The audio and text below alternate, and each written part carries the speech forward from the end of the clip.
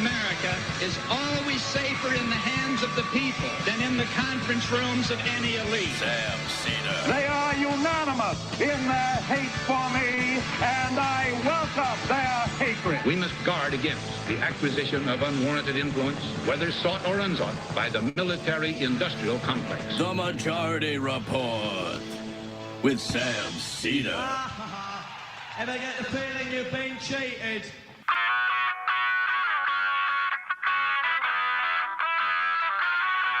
It is Tuesday, May 16th, 2023. My name is Sam Seder. This is the 5-time award-winning Majority Report. We are broadcasting live steps from the industrially ravaged Gowanus Canal in the heartland of America, downtown Brooklyn, USA. On the program today, Biden and McCarthy back at the debt ceiling talks. Weeks from the drop-dead date, Biden primed to cave, despite having learned the lessons, supposedly, of 2011. Meanwhile, Rudy Giuliani sued for sexual harassment, non-paying of compensation owed, and accused in that lawsuit of selling presidential pardons. The Durham report released after 4 years, millions of dollars, and one conviction that the judge said was a function of an inappropriate shortcut. And it produces nothing. Primary and special elections today in Kentucky, Florida, and Pennsylvania. Important one in Pennsylvania. And some might have import in Kentucky. U.S. Virgin Islands subpoenas Elon Musk over a Jeffrey Epstein suit. New report. Erdogan arrested and expelled international election observers in a Kurdish majority city. Big turnout against Cop City in the Atlanta City Council hearing last night as hundreds more were turned away. Brandon Johnson sworn in as Chicago mayor. Minnesota on the verge of passing sick time mandate and safety requirements for warehouse and meatpacking workers. And the IRS admits that black taxpayers have been more likely to be audited. All this and more on today's Majority Report. Welcome, ladies and gentlemen. Thanks so much for joining us. Emma is out she's on a fact-finding mission at her friend's wedding celebration, I guess. She'll be back Thursday, but it is indeed Newsday Tuesday. You're going to see for the next probably, 12, 50, we're going to get to the Rudy Giuliani stuff too, and briefly talk about the Biden McCarthy stuff, but we should talk about the Durham report, which has been released. There's not a lot to be said about the Durham report. We already knew that this thing was a bust a year or two ago. There was, after all was said and done, he brought, I think it was, charges against, was it 3 or 4 people? I think 3 of them were exonerated. Maybe it was 3 people total and 2 were exonerated. But the bottom line was he was not able to get a conviction even on the most simple of stuff. He brought criminal charges against just 3 people, lost both cases that went to trial, and in the third case, an ex-FBI lawyer pleaded guilty to altering an email that was used to support a surveillance application, but he wasn't. This is the FISA thing, right? He got 12 months of probation. Right. I think he did another 400 hours of community service. Yeah, but no jail time. And to be clear, the judge said this was a function of the lawyer. It's a low-level lawyer writing a letter in support of a FISA warrant that the judge said specifically he took, quote, an inappropriate shortcut. That is the sum product of a 4-year investigation, twice as long as the Mueller investigation, incidentally. $7 million.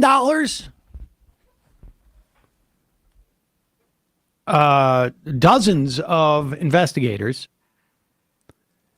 We should also add that not only did Durham come up with nothing, the Senate Intelligence Committee, I will say, led by Republicans, spent 3.5 years reviewing millions of documents, interviewing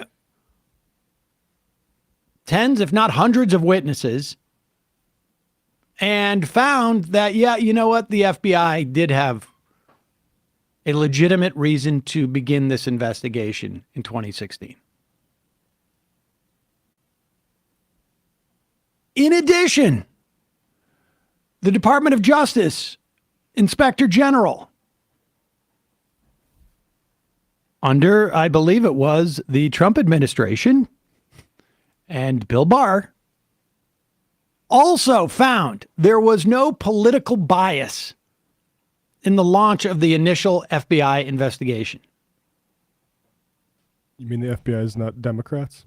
It turns out, oddly enough, that the FBI are not Democrats. You will also recall that there is specific data, and I'm not saying this is the reason, but I've said multiple times there's about 12 reasons why Hillary Clinton lost that election. One of them was the letter that James Comey read aloud in the run-up to the election in October. And to be clear, we have data which shows what that did to Hillary Clinton's chances. Now, you have an election that close. You have multiple mistakes made by Hillary Clinton campaigning. You have things like an open Supreme Court seat. That letter was just one element in the mix. But certainly there is data that shows that it impacted the polling anyways, right after it. And at no time, so the idea that somehow, I guess the spin is that Hillary Clinton colluded with the Russians to make sure that she lost the election. Put up this Ben Shapiro tweet. I found this amazing, and this is going to be indicative of what you're going to see. Here, let me see if I can put this. Go to my Twitter, and you'll see. I will read this tweet from Ben Shapiro, and this is indicative of what you're going to see across the board from all of the right-wing outlets, ranging from the Daily Wire to CNN, which incidentally, CNN getting beaten in the polls. I mean, the ratings. By, is it WorldNet Daily? Newsmax. Newsmax, sorry. Last night. Here's Ben Shapiro. Oh, blue check. Did he pay for that? He must have. That's embarrassing. Oh, I'm sure he had to do it because of video reasons. The Durham report shows, in essence, collusion between the government, between the Clinton campaign, the FBI, and the Obama administration to weaponize government power against Trump. It is appreciably worse than Watergate. It was far deeper in the bowels of the government. I'm not sure what that means. And reached to the highest levels. Incidentally, for those of you who are too young to know, the President of the United States resigned because of his involvement in Watergate and had to be pardoned by the following Republican president. So I don't, like, are we talking God here? Like, who is at the higher levels of government than the President of the United States? The smoking gun tape was literally Nixon asking the head of the CIA to stop this investigation of the stuff, or we'll get into the Bay of Pigs stuff, which you don't want to come out. So that's pretty deep in the bowels, I'd say. That's pretty bowely. But they need to do this. And, you'll remember when the Mueller report came out, Bill Barr summarized it 2 weeks before it was released. Maybe it was a week. Helpfully gave us the and he said, there's notes. nothing here. And also he lied about what the Mueller investigation was tasked to do and the limits in which it was supposed to be investigating. And then the Mueller report came out, and it was quite clear it was an invitation to the Congress to impeach the president over this stuff. Garland, on the other hand, just released this because it would be untoward of him to do anything like what Bill Barr did in terms of interpreting it. So essentially what you get is more of the same. The institutionalists allow this stuff to happen. It's absurd. We had a Republican-controlled Senate investigation. We had a Republican-controlled DOJ Inspector General investigation. We had a 4-year investigation by John Durham. And the only thing that produced was 12 months of probation for a low-level lawyer because the judge said, quote, he did something, quote, he took, I should say, quote, an inappropriate shortcut. And we're just going to be, we're going to hear about this stuff for ages. We're back to pre-Trump rules, essentially, in the media. I'm sure tomorrow we'll have a bunch of, here is Sean Hannity speaking about this report.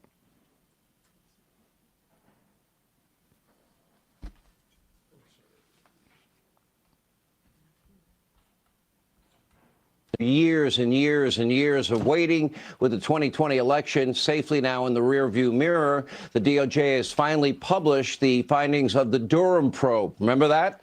Now, long story short, every single thing that we reported to you on this program, we were correct. We've been vindicated time and again, especially today. Everything the media mob reported for almost 3 long years, day in and day out, nothing but lies and conspiracy theories.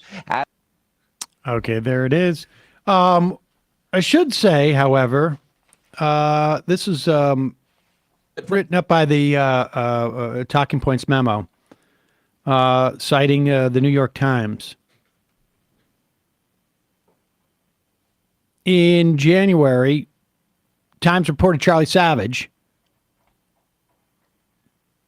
wrote about the Durham report and the mess of investigation. One of the bombshells from that report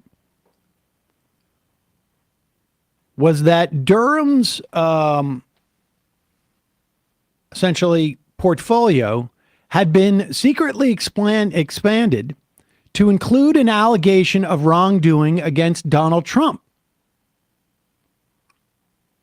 From Charlie Savage's reporting, Mr. Barr and Mr. Durham never disclosed that their inquiry expanded in the fall of 2019 based on a tip from Italian officials to include a criminal investigation into suspicious financial dealings related to Mr. Trump.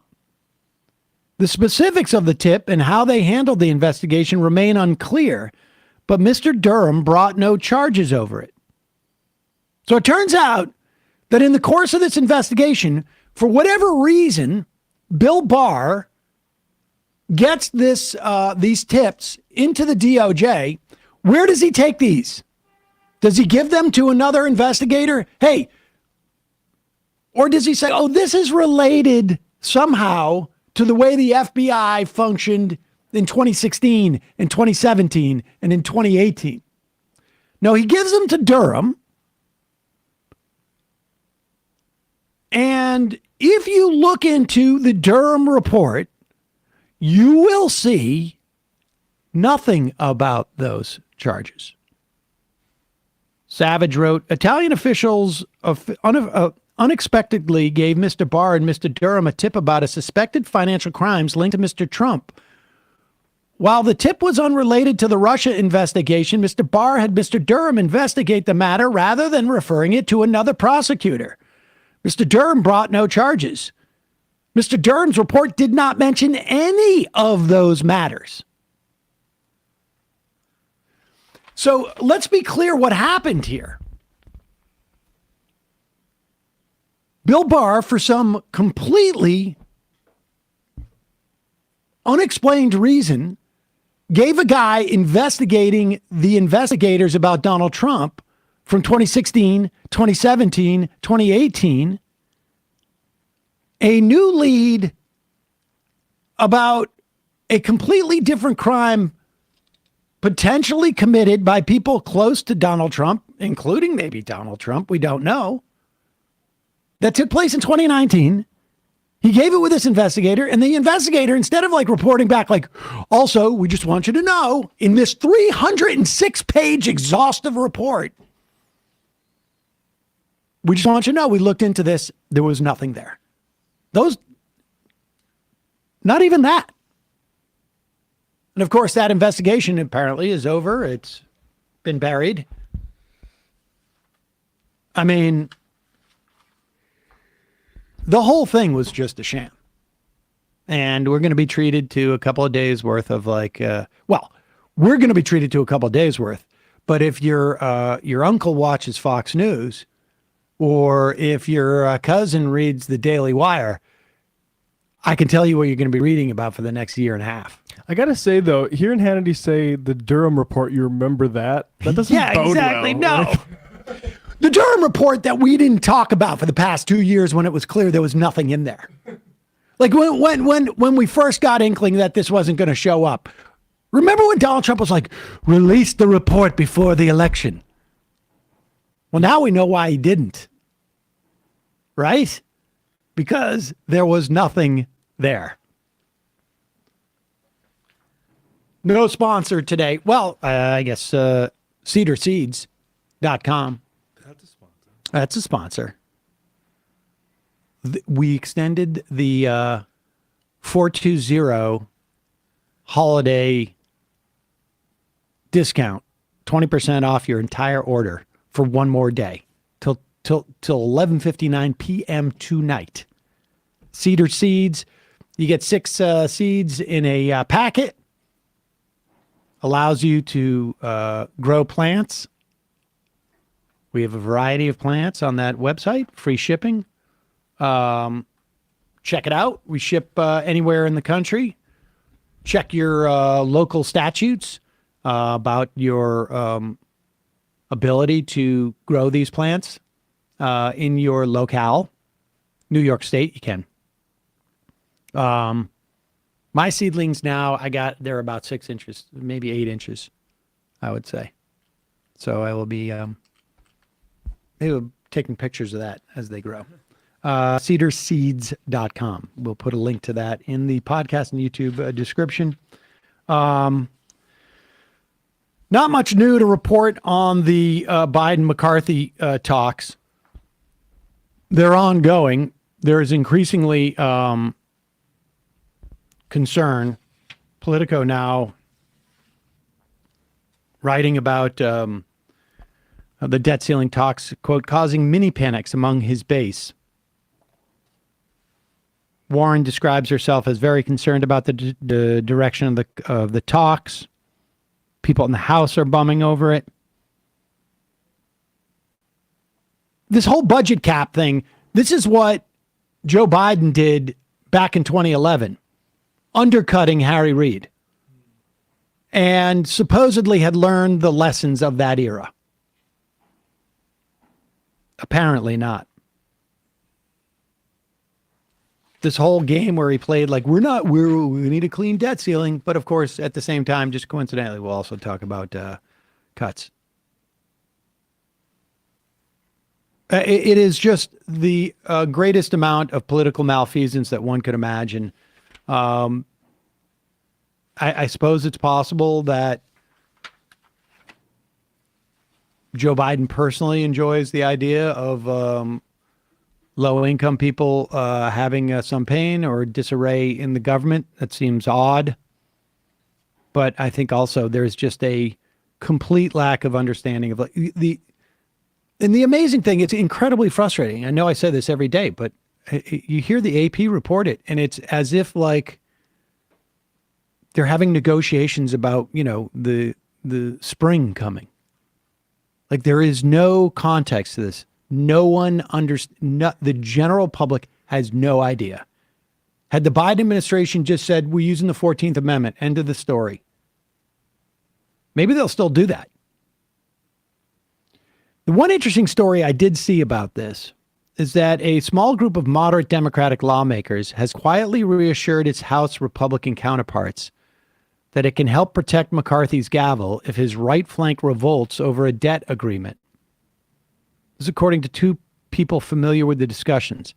If conservatives responded to a McCarthy-Biden deal by forcing a full House vote on ousting the California Republican, Democrats say they have enough members to help block it, keeping him in power. We'll protect him if he does the right thing, said one of the House Democrats involved in the talks. That Democrat added that McCarthy himself has been briefed on the discussions. This is a weird thing to leak if you are one of these Democrats. This is not something you would want to do if you were trying to genuinely protect Kevin McCarthy. In fact, McCarthy spokesperson said the speaker has never heard of this garbage, has zero interest in it, and thinks Democrats would be better off focusing on the jobs they were elected to do. It is unclear to me what's going on here. My first inclination is to assume that Biden is going to cave and agree to some type of more or less sequestration where you put caps across the board for a year or two. But this leak in Politico, and whenever you read something in Politico, I've said this many times before, you really need to read two things. You need to read what's written, and then you need to read why, which is not written anywhere, but why you know this information. Why are we reading this? If you were a House Democrat, you know how sensitive it would be for McCarthy to be dealing with Democrats to get around the people who put him in power. If you wanted to stir some stuff, this is what you would do. This would not be protecting Kevin McCarthy to leak this. Because the only people who are going to read this is not the general public. This is just going to be read by Matt Gaetz. And so maybe this makes it almost impossible for McCarthy to make a deal. Remember, the reason why we didn't get cuts to Social Security during the Obama administration was not because Obama was trying to not cut Social Security. He was trying to cut Social Security with Joe Biden's help. This is in the first term. But the Freedom Caucus wouldn't, or the Tea Party, whatever they were calling themselves at the time, Tea Free Caucus Party, they wouldn't accept the deal. And so it's conceivable what's going on here is that Joe Biden is like doing the same thing. We're going to offer all these concessions, and they still wouldn't take it. And then we have to do the 14th Amendment. Maybe that is me just, I don't know, wishful thinking. And it probably is. If I had to bet, it's more he's just going to cave on these things. But I guess we'll see. That's why somebody paid $500,000 for George Santos to get out on bail. I wonder who it was. They can't lose a single vote. They need that guy. Unless they want to institute proxy voting from jail. Puppy owners across the country helping out George Santos. All right, let's get into this Rudy Giuliani thing. Oh, just a reminder, two big elections in Pennsylvania today. One is obviously the Philadelphia mayor's race. On a day that, I think it was today, Brandon Johnson, yes. Yeah, Brandon Johnson was it yesterday? Yeah, sworn in. Sworn in yesterday. In Pennsylvania, there's an opportunity to, in Philadelphia, there's an opportunity to elect Helen Jim, former council member. She's in support of a Green New Deal for local schools. She is the most progressive of the mayors or I should say the people running in that primary. And in Philadelphia, the Democrat's going to win. There is also a special election for a Pennsylvania House seat. What was that district? Did we know it was? Was it 163? 163. This is an important seat. It's Philly suburbs. Go out and vote. This is an important special election. The Pennsylvania state legislature would become a sort of a veto-proof supermajority if the Republicans win this race and another one that was held by a Republican. So if this becomes a swing seat, Pennsylvania in big trouble. So get out and vote. That's a solidly blue district, but we'll see. Meanwhile, in the Pennsylvania Supreme Court Republican primary, there is a Doug Mastriano style candidate who would not certify the election results in Pennsylvania. And so the Republicans are pissing their pants that she's going to win, and there's going to be another Mastriano type of situation there. So that's interesting to watch. Kentucky's got a big primary to see who's going to take on Steve Beshear there. The Republicans do.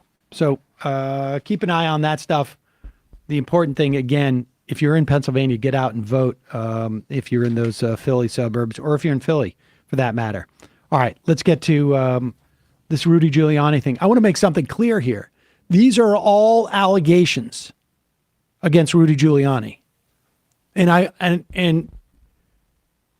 I have been living in New York City for 20 years now, since 94, 93.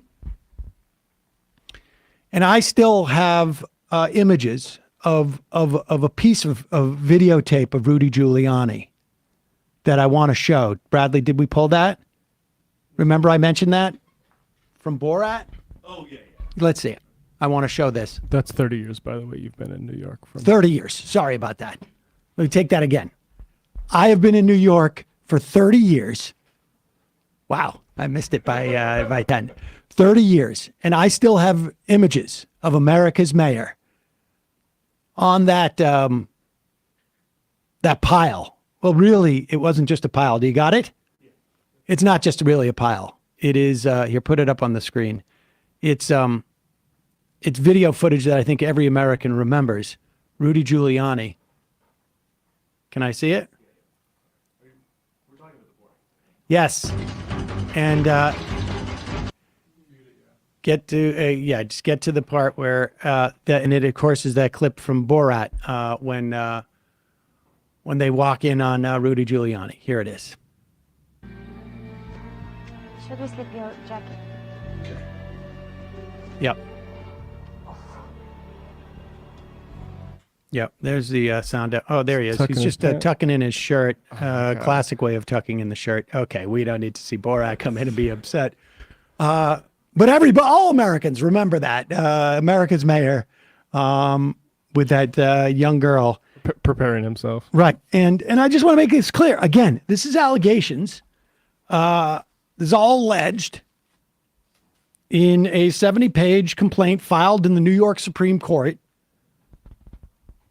This is the type of thing that if you sue somebody for something like this, this can be problematic if you're lying.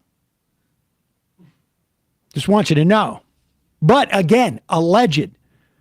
A woman named Noel Dunphy in January filed a summons, which is the first step in a civil legal process, right? This is not criminal charges. The lawsuit claims that, well, let's pop this up. We got clips here, right? We got, here's the first thing. This is Giuliani told the alleged victim who is suing him for sexual harassment and failure to pay him the $2 million. He also asked Mr. Dunphy, this is the woman who was working for him, if she knew anyone in need of a pardon, telling her that he was selling pardons for $2 million, which he and President Trump would split. He told Ms. Dunphy that she could refer individuals seeking pardons to him so long as they didn't go through the normal channels of the Office of the Pardon Attorney, because that correspondence is subject to Freedom of Information Acts. Oh, yeah, you wouldn't want that. So you wouldn't want that. Now, it's possible he was just lying to impress her, which is a weird problem still. Well, that's a problem. It's indicative of a problem that he has mentally, but it's not, it doesn't rise to the level of something that should be investigated because, but let's just assess this. She's working for him. They're already, he's already like sexually like assaulting her, according to her, forcing her to have sex with him while under his employ. What? Maybe he's just saying this to sound important, but I mean, he's the president's lawyer. Yeah. What is he trying to prove here? Unless what he's really trying to do is make some money and put out feelers with anybody he knows. And Ms. Dunphy comes from that conservative world. Maybe she knows people. Networking. Here is some more screenshots. This is from blogger Liz Dye. Some more screenshots from this court filing. This is disturbing. Giuliani also took Viagra constantly. While working with Miss Dunphy, Giuliani would look to Miss Dunphy, point to, I'm going to change the words here so that we don't become unfriendly to work, but point to his soldier standing at full salute. Yeah. And tell her that he cannot do any work until you take care of this. Thus, Miss Dunphy worked under the constant threat that Giuliani might demand sex from her at any moment. Even when the COVID-19 pandemic halted Giuliani's ability to physically assault her, he demanded that she disrobe during their work-related video conferences. God. Now, again, this is all an allegation. Giuliani also abused his position as Mrs. Dunphy's lawyer to pressure her into sex. So apparently she came to him or had also a lawyer-client relationship in addition to an employee-employer relationship. She was dealing with a domestic violence case from her last, boyfriend. Now, it is not uncommon for people who have been in abusive relationships to go into another abusive relationship. Wait, don't move that away. Just as context, I think most people are aware of that. In one instance, for example, Giuliani promised Miss Dunphy that he would give her $300,000 if she would forego her legal rights in connection with her pending case and F me like crazy. This statement was recorded. We should say that the allegations also come with the claim that there are recordings and also screenshots of text messages. Here's some more excerpts. These are compiled by Pilar Melendez. This is from one of the texts.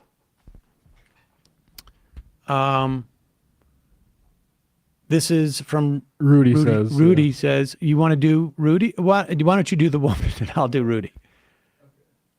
Good morning, my love. Tried to call you. Tried to call. Your scotch is with me. I'll bring it for you on Thursday, wherever we meet. Let me quickly shower. Now, we should also say the claims in this lawsuit are also that he starts drinking at 10 a.m. in the morning and is constantly demanding more alcohol because he realizes he's a functional alcoholic and he can't function without the alcohol. I would just say extraordinary claims require extraordinary evidence. On that. Exactly. And then he responds, "Can I shower with you?" She says, "Need to shower dress before Xfinity and the IT guys come." Good idea. And put very modest clothes on, possibly burlap. Jesus.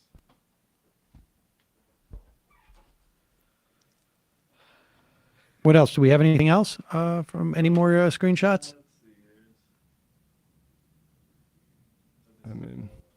Yeah, here's another one. Around the same time that Ms. Dunphy began working for Giuliani and the Giuliani companies, Giuliani and Mr. Dunphy began working together on her legal matters. Under the guise of providing Ms. Dunphy legal advice, Giuliani started asking Ms. Dunphy extremely personal questions relating to her past, including explicit details about prior sexual encounters. Ms. Dunphy was disturbed by these personal questions, but Giuliani claimed this information was necessary for his, quote, research in connection with his case.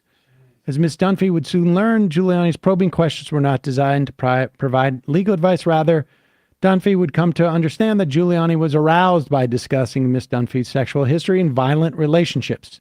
Ms. Dunphy did not know it yet, but Giuliani would force her to repeat the cycle of abuse she had suffered.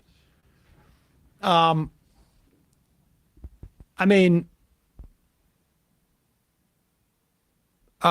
disturbing stuff. These allegations are true. One, this woman has been subjected to a tremendous amount of abuse. Two, Giuliani is as horrible as you could imagine. But also, these allegations of selling pardons, these need to be examined. Like, I don't know how there hasn't been already a call in the Senate or the DOJ to investigate this. I mean, it's possible that this woman lodging this lawsuit, who has got voice recordings, who has got email texts, I should say text screenshots, all sent around. She's seeking $10 million in damages, including the $2 million that she was not paid that were ostensibly promised her for employment. That she included this other allegation that she's got a lot of evidence on what her case is. She drops in this other allegation. Why? If it was untrue that he said this to her, she is one of the most, and her lawyer is one of the biggest idiots in the world. Why would you put in such a flagrant allegation? This is a big allegation that was false. When you have so much else that doesn't even run directly to your case necessarily, and you have so much else to prove here. And you have substantiation on these other claims. And it may be the case that Rudy Giuliani was just trying to be, impressive. But if Rudy Giuliani did say this, maybe somebody needs to investigate whether it was just to show off or whether it was founded in some type of truth.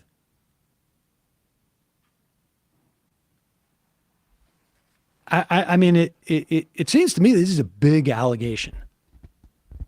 Nakedly selling pardons. And I would imagine you're able to trace that money. Like, we know the people who got pardons. And we know the people whose pardons went through the pardon board, at least initially, right? All the requests. So what you do is you look at the were there requests made by Rudy Giuliani to the pardon board? Or were there pardons that didn't go through the pardon board at all? Those two things would give you a subset of things to investigate. I mean, this seems pretty straightforward, but we'll see. And also, who asked and didn't get one too? Like, you remember there were those reports that, like, Gates requested a pardon, or Gosar and Biggs from Arizona. Like, if there was any discussions of that paying for that or whatever after January 6th. Well, you're not going to. I mean, if it's between those two, you're not going to know. What you really need is the pardons that happened. You trace, what did money exit their bank accounts and go in to Giuliani and Trump's? It's not, I mean, there is I don't know if you can find these stuffs, because I imagine these guys are quite good at hiding stuff, but you look at the pardons that were granted and then you trace and see if there was any cash. That's it. Super clear on what the scope of this investigation is. But all we're going to hear about is how John Durham says, I'm glad the FBI made some changes into their process, because when I investigated it, I thought the process was bad too. That's what his investigation was. No, all recommendations that have already been done by the FBI. But look, if the Republican Congress wants to defund the FBI, I think I can sign on to that. And let's do the CIA while we're at it. We could do the NSA. Let's go down the line. All the intelligence agencies. Why not? Let's put that money into the EPA and to the IRS and DOE, Health and Human Services, and see if we can't expand Medicaid a little bit more.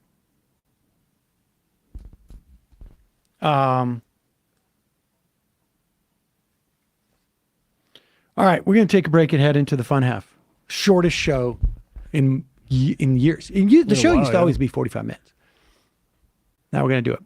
Folks, just a reminder, it's your support that makes this show possible. You can become a member at jointhemajorityreport.com. When you do, you not only get the free show free of commercials, you also get the fun half. And don't forget, Cedar Seeds. Miguel says, my Cedar Seeds were mostly crushed, but 2 survived. They are going strong.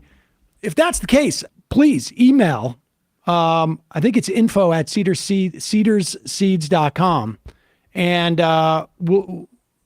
they'll send you out new ones to make up for those. That is not the way they're not supposed to be crushed. So check it out. She also claims to have 23,000 emails and texts between Rudy, the Trumps, and others. Can you say Jack Smith subpoena? Oh, yeah. I mean, I didn't even think about that, but yeah. Yeah. This is going to be the real story. Maybe that's why. I mean, it'll be interesting to see if Ron DeSantis' stock goes up after this. Folks, again, jointhemajorityreport.com. Also, justcoffee.coop. Fair trade coffee, tea, or chocolate. Use the coupon code majority. You get 10% off of their coffee. Get the MR blend. Do yourself a favor. Also, amquickie.com. Check it out. People are loving Bob's work these days. Yeah. And so head over there. Corey and Bob doing a great job every day, sending out an email to your inbox. amquickie.com, or you can sign up and get it 5 days a week. As it is now, it's 3 days a week. If you sign up and become a paid subscriber, you get it 5 days a week. So check that out. JoinTheMajorityReport.com. ESVN Emma on break. Yeah, so no show this week, but we'll have a lot to get to next Monday. We have some coach firings in the NBA, more advancements in the NHL playoffs, the NBA playoffs. So we'll have a big jumbo show when she's back on Monday. YouTube.com/ESPN show for clips. Until then, Matt, what's happening in Left Reckoning? Tonight on Left Reckoning, Vivek Chibber and Matt Huber will be joining us. So patreon.com/Left Reckoning. I think Huber's going to stick around for the post game. 646-257-3920 is the number. We'll see you in the fun half. You are in for it. All right, folks. 646-257-3920. See you in the fun half. Oh, no. Are you ready?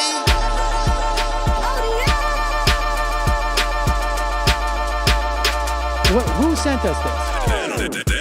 Anarchy. Alpha males are back. Boy is back. And the alpha males are back. Just as delicious as you could imagine. The alpha males are back. Boy is back. And the alpha males are back. Just want to degrade the white man. Alpha males are back. I take all of it in my throat. Alpha males are back. Snowflake says what? The alpha males are back. You are a madman. And the alpha males are back. Oh no, Sam Seder! What a fucking nightmare! Bring back DJ Denner. Yeah, or a couple of them. Just put them in rotation. DJ Denner. Well, the problem with those is they're like 45 seconds long, so I don't know if they're enough of a break. That's fucking nonsense. See white people doing drugs, they look